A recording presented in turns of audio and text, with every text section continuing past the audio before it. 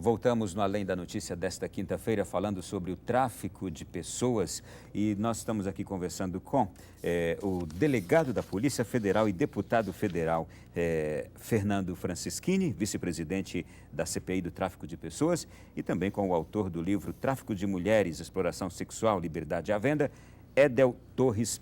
E no intervalo a gente conversava aqui, vocês dois falavam de um caso antiquíssimo. Foi um dos seus primeiros casos combatendo o tráfico de pessoas, não foi, deputado delegado? Veja, a Polícia Federal, o Helder, fez um grande trabalho de levantamento de dados, trouxe esse maravilhoso livro que serve para profissionais tanto da área de direito, mas profissionais que querem começar a trabalhar com investigação, de entender um pouco com dados e estatísticas como funciona. E esses casos antigos nos trazem experiências que se repetem. De mulheres que participaram, que foram exploradas sexualmente, que retornam depois ao país e montam as suas redes para apoiar a própria prostituição lá fora. Eu acho que os primeiros casos continuam a se repetir da mesma forma, talvez com mais estrutura, mais tecnologia, agora com a vinda da exploração de homens, de adolescentes, de travestis, coisas que a gente vem cada vez acompanhando mais. Mas eu acho que bem colocado, eu acho que eu deveria colocar, ele acompanhou bem na CPI a questão das agências de modelo. Acho que esse é um tópico interessante. É um ponto que chamou a atenção da CPI, porque essas agências, essas falsas agências, é bom registrar, até porque tem muita gente que tem um trabalho sério, né? Essas falsas agências, elas chegam em comunidades menores, cidades de pequeno porte, e aí elas fazem uma suposta seleção de meninas e modelos e tudo mais, elas ganham a credibilidade dessas famílias, elas conseguem, né, a levar essas meninas para fora da mesma maneira para fins de exploração sexual, ou seja, o objetivo é sempre um só. E aí é importante, num caso como este, que as pessoas que agora estão se conscientizando deste perigo, que investiguem, por exemplo, uma agência ou alguém que chegue falando em nome de agência, né? Certamente. E nesse sentido, os meios de comunicação, a internet, a própria globalização, a tecnologia deve ser aliada, né? Devem ser aliados, parceiros da sociedade como um todo. A sociedade civil, ela se organizou, ou seja, nós vimos a igreja, os movimentos cristãos apoiando essa questão, nós vemos a sociedade por meio de ONGs, por meio de diversos atores e agentes levantando, propiciando, informar, né, a própria sociedade acerca dos problemas que vêm por conta do tráfico, né? Então, o Poder Legislativo atuando, uma CPI, enfim, e existe uma grande expectativa em relação ao trabalho da CPI, mas não só em relação ao Legislativo, o Judiciário também aplicando de forma adequada essas punições, aguardando as modificações que o Código Penal, como o deputado bem colocou no primeiro bloco, né? Essas mudanças estão sendo aguardadas por todos nós. Então, é preciso que haja um movimento e um grande debate na sociedade, a fim de que essas pessoas a comunidade seja informada, né? Nas escolas, um trabalho feito em relação às crianças, palestras, enfim, é o que a gente tem tentado realizar aí. Eu gostaria de fazer uma pergunta agora aos senhores. Essa novela da Rede Globo, que trata deste tema na atualidade, incentivou, por exemplo, denúncias, incentivou, por exemplo, pessoas que fazem parte, que estão envolvidas neste mundo, a aparecerem, que foram vítimas, a aparecerem, a contarem suas experiências. Está chegando para vocês um resultado, por exemplo, de pais que eram os primeiros a entregar seus filhos para uma experiência fora do país, alguma coisa assim? O que está trazendo de efeito positivo esta abordagem? Maior cuidado, né? O maior cuidado do pai e da mãe. Sim. Em mandar seu filho para o exterior, em verificar a agência de estudos lá fora, de estudos de língua estrangeira, verificar uma agência de modelo, a ONG que intermedia uma adoção, uma ação mais efetiva do Ministério Público, do Poder Judiciário. Nós temos casos que a novela trouxe denúncias extremamente parecidas com o que acontece na novela. Foi o caso da Espanha, que a mãe denunciou sua filha lá, que conseguiu um telefone e ligou, igual o caso da novela. Ligou avisando a mãe avisou a CPI, que buscou a interação. O caso, agora eu tenho um caso muito complexo que eu vou trazer com a ida da CPI ao Paraná. Nos próximos dias a CPI vai ao estado do Paraná. Eu apresentei um requerimento que foi aprovado para investigar essa ONG, porque ela atuou em diversas cidades do Paraná, intermediando sem autorização as adoções. E um dos casos me chama a atenção que fica lá em Curitiba, de uma jovem, igual a jovem da novela, Sim. que tem uma certidão de nascimento nova e que não foi adotada, acha que é filha natural daquele casal e que descobriu que ela apareceu naquele casal. E agora nós, com o trabalho, descobrimos a certidão de nascimento dela em outro estado, com nomes diferentes, a mesma data de nascimento, e pode ter uma quadrilha de tráfico de crianças, de venda de bebês, de 10, 15, 20 anos atrás. Uma ferida aberta que o Paraná teve, uma época que foi uma época conturbada de crianças desaparecidas, teve a novela que trouxe essa temática de crianças desaparecidas, e é um primeiro caso concreto que nós conseguimos pegar de uma criança que saiu de um estado e apareceu lá no Paraná. Isso nos próximos dias, talvez num próximo programa, a gente não pode falar do caso concreto que está em investigação, mas pode ser a próxima pegada firme que a CPI vai dar nesse caso. Pelo fato de ser um tema e de ser também uma causa que as pessoas achavam que não teriam direito ou respaldo diante da legislação para lutar, pode ter acontecido muitos casos de gente que não buscou ajuda, que estava envolvida. Certamente.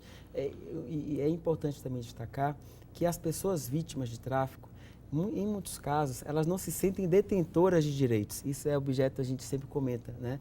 Elas não se sentem abarcadas ou protegidas pela lei porque elas manifestaram o consentimento em sair do país.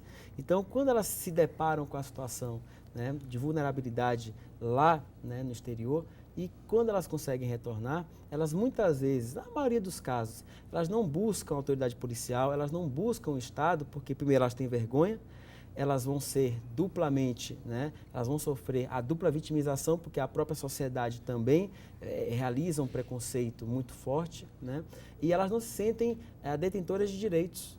Então, os casos ficam no anonimato, nós temos uma extrema dificuldade em trabalhar com os números são, na maioria das vezes, né, subestimados, porque nós não temos um controle adequado sobre essas questões.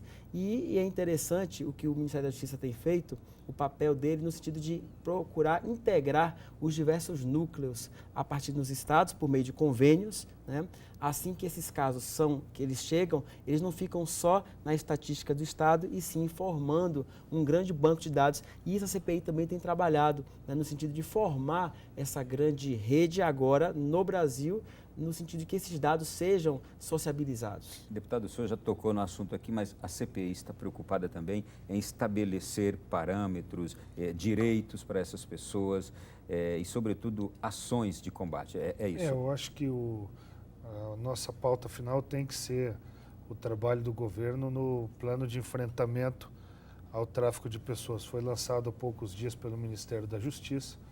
É um bom plano, é um plano que tenta integrar todos esses setores, buscar os bancos de dados, os núcleos, incentivar a unificação de informações dos núcleos de combate ao tráfico de pessoas. Em São Paulo, o núcleo é muito forte.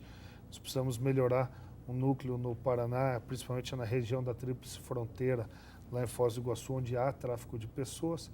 Mas é um plano lançado para quem vinha caminhando a pequenos passos, já é um passo maior.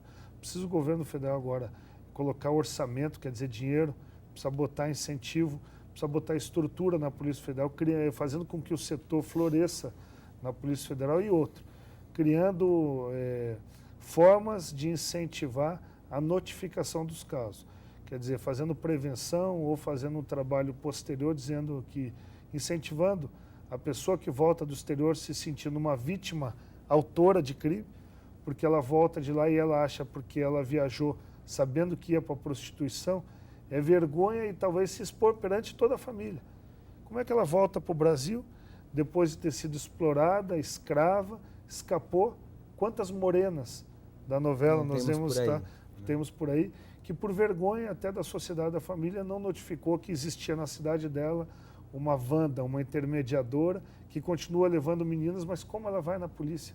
Bater na porta de um delegado, muitas vezes sem estrutura, sem o preparo para atender casos como esse, e que ela vai ficar vista como prostituta na sua cidade, e não como vítima do crime. E nesse sentido, o segundo plano de enfrentamento, que vem a ser o quê? Um conjunto de medidas, um conjunto de políticas públicas que são adotadas pelo Brasil no sentido de enfrentar a questão do tráfico, né? E é preciso também indicar que existe uma preocupação muito grande com os grandes eventos esportivos que nós vamos sediar, né? E fala-se que por trás de um grande evento é comum uma rede de exploração sexual também se instalar. Então, o segundo plano de enfrentamento, lançado dia 26 de fevereiro agora de 2013, ele tem como metas, né, o fortalecimento do enfrentamento, do combate ao enfrentamento e a informação, o que é muito importante, ou seja, divulgar para a sociedade, né, mecanismos que sejam eficientes e capazes de realmente esclarecer essa questão. A África do Sul é um caso do que ele falou, que recebeu a Copa do Mundo e as estatísticas mostram, e por isso o plano de enfrentamento também entra nessa questão da Copa do Mundo de Futebol, as Olimpíadas que nós temos pela frente, se criou uma grande estrutura de tráfico de pessoas para a exploração sexual, para obter lucro financeiro com o turismo que foi para a África do Sul. E isso com certeza vai acontecer aqui no Brasil, não tenho a mínima dúvida que em volta desse grande fluxo de turistas, com poder aquisitivo alto, se estabelecerá essas estruturas. Por isso o poder público do Brasil tem que estar preparado com antecedência para enfrentar esse problema. Sobretudo no Brasil, que tem uma fama negativa, infelizmente, acerca do turismo sexual. Eu vou aproveitar aqui, Edel, mais uma vez, eu vou mostrar o teu livro aqui, Tráfico de Mulheres, Exploração Sexual, Liberdade à Venda, e te pergunto, qual foi o seu grande objetivo quando você se determinou a escrever este livro aqui? O objetivo foi, a partir do momento em que detectamos que a única grande pesquisa que houve no Brasil, que se chamou PESTRAF, Pesquisa sobre o Tráfico de Mulheres e Crianças para fins de exploração sexual comercial, o nome é grande mesmo, ela foi de 2002, né? E a escassez de dados, e eu que sou professor universitário também, lido com a questão de direitos humanos, sou membro da Comissão Nacional de Defesa dos Direitos Humanos, então isso despertou em mim a curiosidade acerca da figura do tráfico, porque sabia que não existiam dados e porque comecei a ter acesso a depoimentos em comunidades carentes, depoimentos que me levavam a crer que o tráfico estava envolvido em relação àquelas pessoas muito carentes, repito, em áreas de vulnerabilidade social muito acentuada, né? Enfim. E é mais aí que isso acontece, nessas áreas mais vulneráveis da sociedade? A gente tem percebido que sim, ou seja, locais em que a gente tem dificuldade em relação à saúde, transporte, educação, essas localidades acabam sendo acabam despertando mais a figura do tráfico. Mas há que se ressaltar que o tráfico ele está pulverizado. Você encontra também nos grandes centros urbanos, né?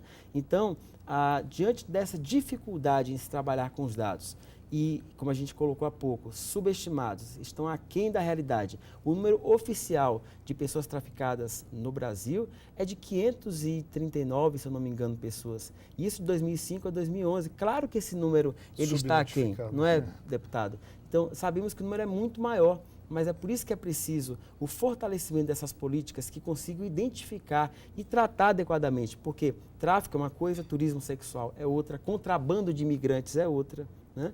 Então, nós não podemos também colocar no mesmo balaio essas questões. Então, elas têm que ser adequadamente tratadas e diferenciadas. Eu quero aqui agradecer a ambos por terem nos esclarecido tantas coisas nessa noite, tenho certeza para a família brasileira que nos acompanha, e vou pedir uma palavra final dos senhores. O que é importante para cada cidadão brasileiro que ouviu hoje sobre esse tema?